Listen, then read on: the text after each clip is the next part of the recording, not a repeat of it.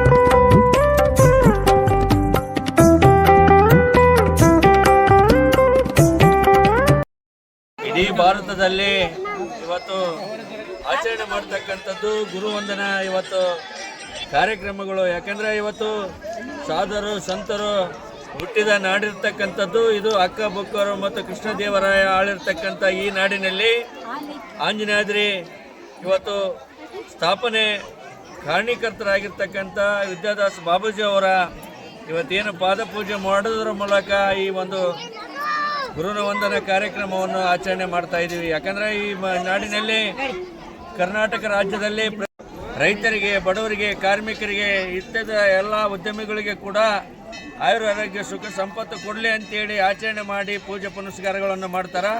ಅಂಥ ನಾಡಿನಲ್ಲಿ ಈ ಆಂಜನೇಯ ಹುಟ್ಟಿದ್ದು ಇವತ್ತು ನಮ್ಮ ಹೆಮ್ಮೆಯ ವಿಷಯ.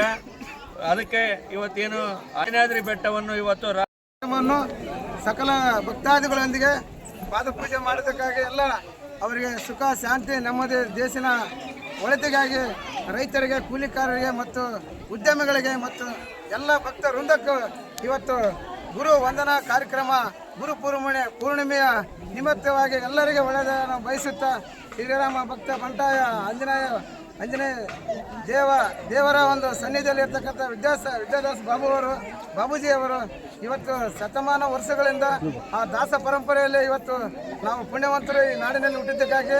ಯಾಕಂದರೆ ಇವತ್ತೇನಪ್ಪ ಅಂದ್ರೆ ಅಂಜನಾದ್ರಿ ಬೆಟ್ಟದಲ್ಲಿದ್ದ ಅಂಜನಾದೇವಿ ಇವತ್ತು ಜನಿಸಿದ ನಾಡು.